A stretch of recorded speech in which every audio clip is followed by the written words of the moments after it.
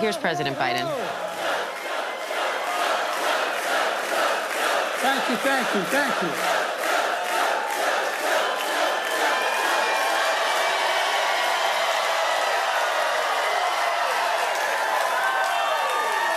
Thank you, North Carolina. I'm going to get in trouble with my mom looking down in heaven if I don't say, please excuse my back. I apologize.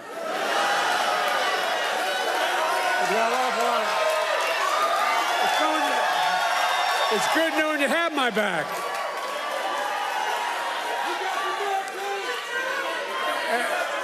Eric, thanks for that introduction. We had a wonderful time spending time with your sons, Christian and Carter. We're going to grow up to be incredible young men. You would have been really impressed the way they talked about their dad, how informed they were about what was going on. I was truly impressed, and I ate 2 hamburgers. And a special thanks to Roy and Kristen Cooper. Roy, you've been a great governor.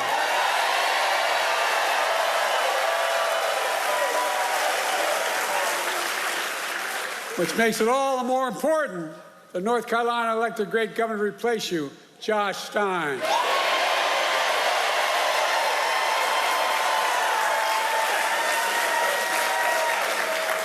And when I'm reelected again with your help, I want you to know that I'm not promising not to take Roy away from North Carolina. Whether it'll come or not, I don't know.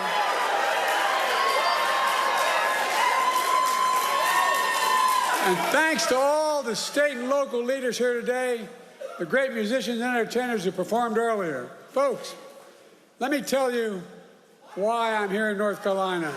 I'm here for one.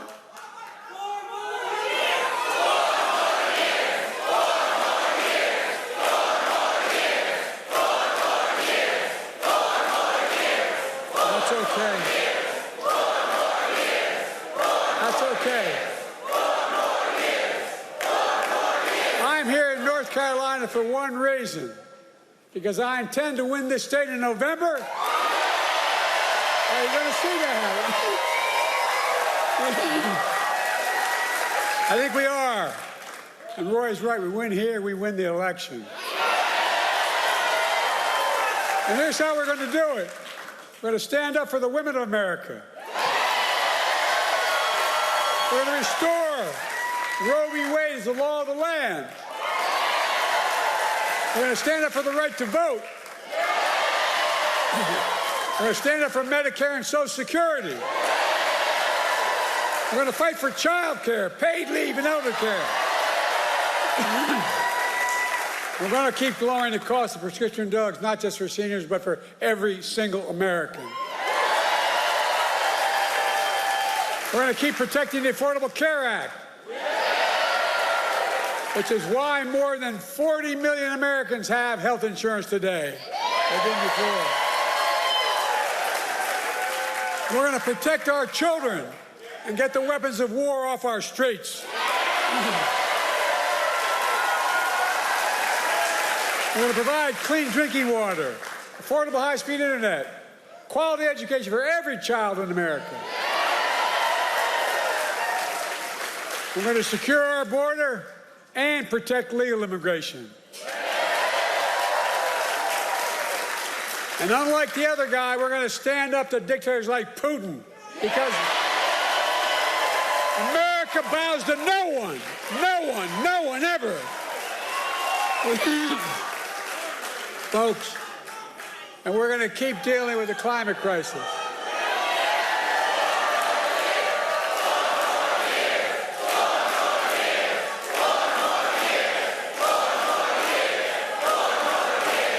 Look,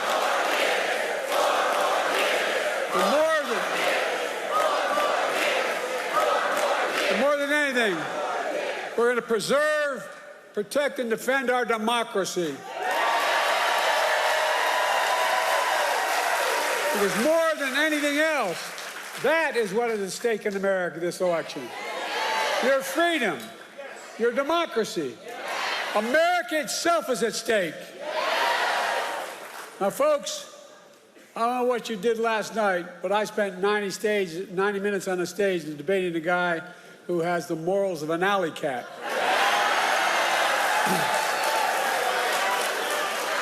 Did you see Trump last night? My guess, he set, I mean it sincerely, a new record for the most lies told in a single debate. He lied about the great economy he created. He lied about the pandemic he botched, killing millions of people. He closed businesses, he closed schools, losing their homes, people all over this country. America was flat on its back. So I told Trump that he was just one of two presidents in American history who left office with fewer jobs than he started. Herbert Hoover was the other one. That's why I call him Donald Herbert Hoover Trump.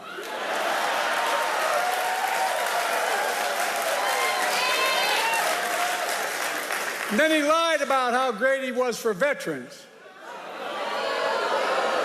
But then I told him how he had called a veteran who had given their lives in the country in World War I and refused to go to the grave sites. He called them suckers and losers. He tried to deny it. But let me ask you, are you going to believe a four-star Marine general, his own former Chief of Staff, John Kelly, who said he said that? Or a disgraced, defeated, and lying Donald Trump? My son was one of those people. Not a World War I, but in the... Folks, look. How about the fact that 44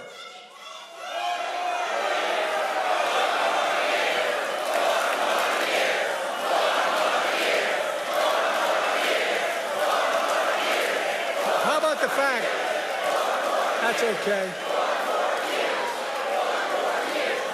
How about the fact that 40 out of his 44 top advisors, including the vice president, aren't supporting him this time around. The people who know him best, 40 of them said, I will not support the man I work for this time around. It tells you a lot about the person who knows him. Look, he lied about how great he was on crime. I had to remind him that he oversaw a record increase in murder rates in 2020. On my watch, violent crime has hit a 50-year low. There's more to do with a 50-year low. And then I pointed out but the only convicted criminal on the stage last night was Donald Trump. When I thought about his 34 felony convictions, his sexual assault on a woman in a public place, his being fined $400 million for business fraud, I thought to myself, Donald Trump isn't just a convicted felon. Donald Trump is a one-man crime wave.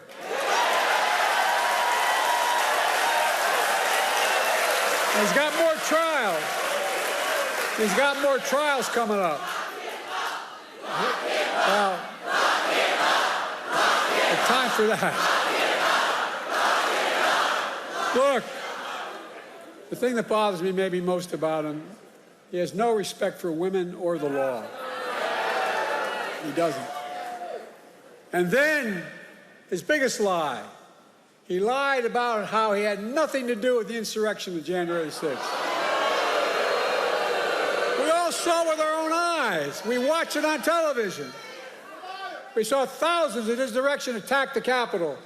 We saw police being attacked, the Capitol being ransacked, the mob hunting for Speaker Pelosi, gallows literally set up for Mike Pence. And then he told them as he sat in the dining room, the private dining room, one door off my Oval Office. He sat there for 3 hours watching the TV. He did not a single thing to stop it. Nothing. Nothing at all.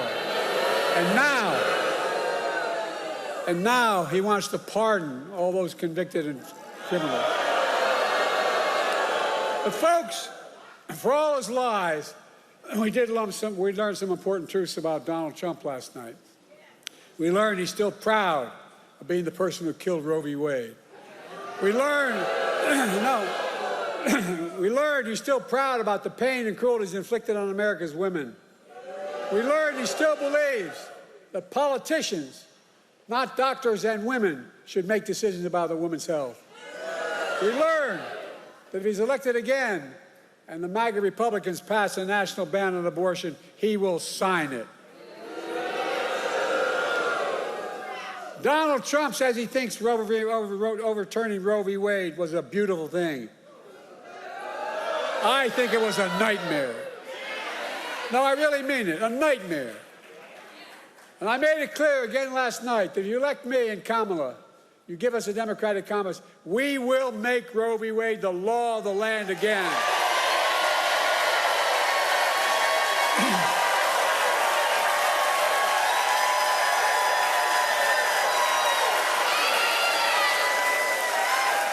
He continued to lie. He said, I quadruple taxes. Where the hell has he been? Which is a simple lie. I didn't raise a tax on anyone in America if they made less than $400,000 a year. And I won't in my second term either. We learned that Trump, who had the largest deficit of any president in 4 years because of a $2 trillion tax cut to the super wealthy, we learned that Trump wants to give another giant tax cut for the very wealthy and the biggest corporations. This time, $5 trillion, not a joke, $5 trillion. To pay for it, he's going to cut Medicare and Social Security. He'll cut health care. He'll do it all with millions of working and middle-class Americans all pay for another tax cut for the very wealthy. Then, to add insult to injury, he wants to raise taxes on the average family $2,500 a year. What amounts to a new 10% sales tax on all products imported in America. That's his new plan. For food, coffee, candy bars, and so much more.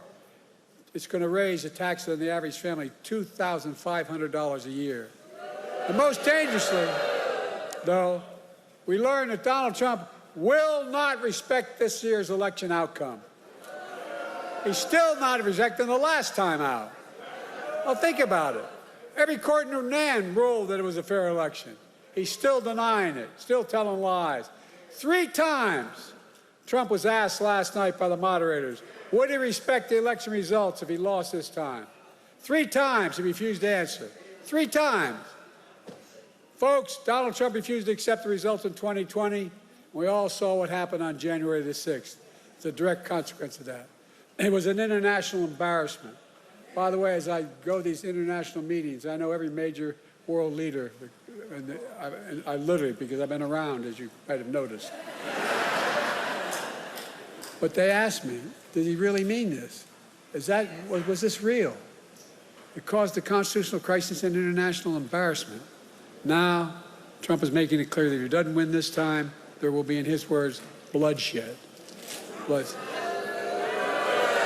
No president has ever said anything like that. No president. His words, not mine. We're going to let Donald Trump attack our democracy again? I don't think so.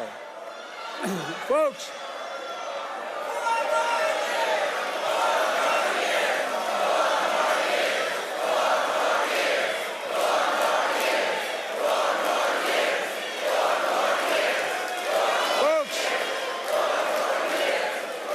we've come a long way.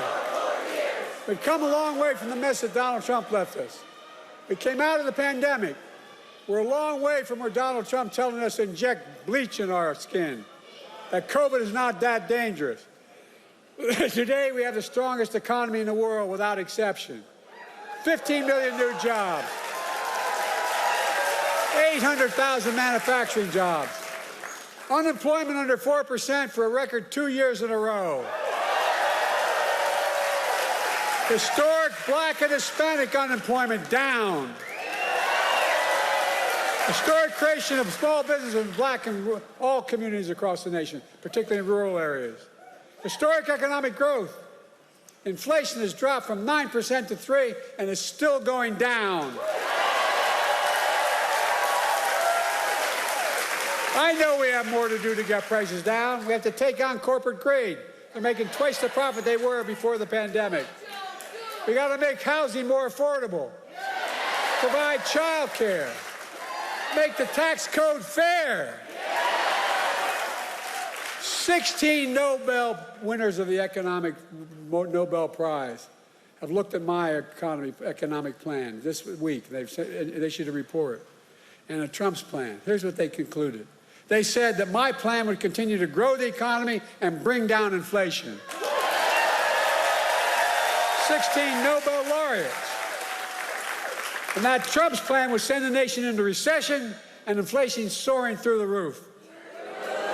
Don't take my word for it. Folks, let me close with this. I know I'm not a young man. State the obvious. Well, I know.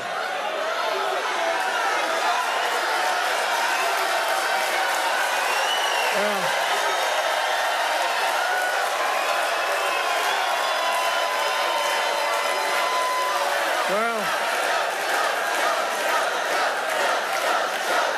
I don't. Folks, I don't walk as easy as I used to. I don't speak as smoothly as I used to. I don't debate as well as I used to. But I know what I do know. I know how to tell the truth.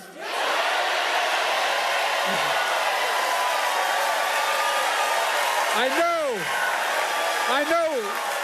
right from wrong. And I know how to do this job. I know how to get things done. And I know, like millions of Americans know, when you get knocked down, you get back up.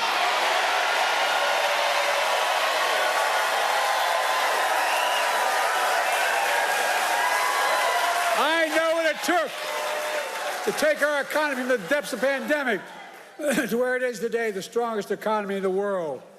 I know what it'll take to bring this economy to everybody. I know what it'll take to rally the world, to stand up against Putin and defend freedom, not yield to him. And I know what it'll take to keep the world safe and free for the years ahead. Folks, I give you my word as a Biden, I would not be running again if I didn't believe with all my heart and soul I can do this job. Because quite frankly, the stakes are too high. The stakes are too high.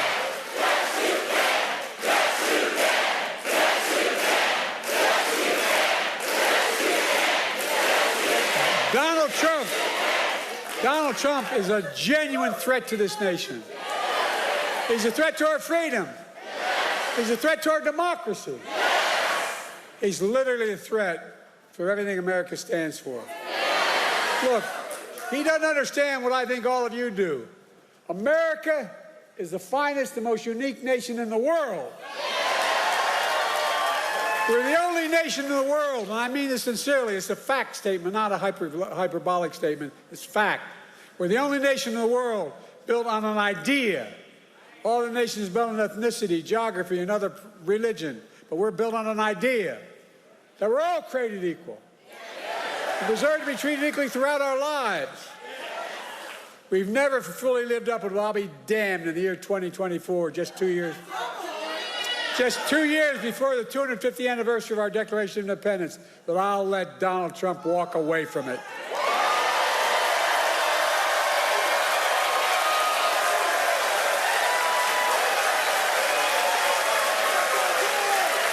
I give you my word.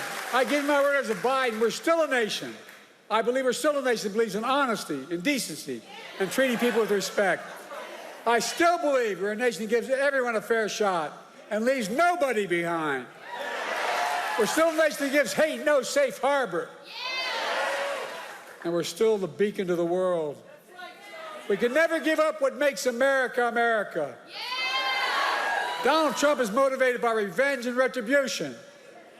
Well, revenge and retribution never built a damn thing.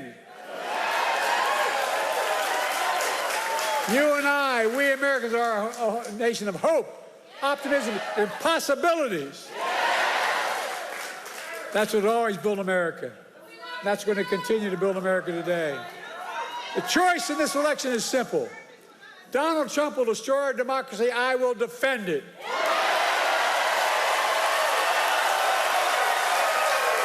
So, folks, are you with me? Donald Trump's the first president I've heard of that stood up there running for president, having been one for one term, saying America's a failing nation. Where the hell does he think he is?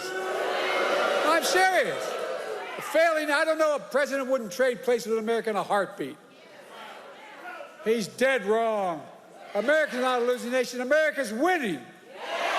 As I stand here today, I can honestly say I've never been more optimistic about America's future in my whole career. We just have to remember who we are.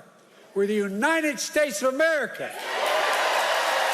And there is nothing beyond our capacity, nothing when we act together.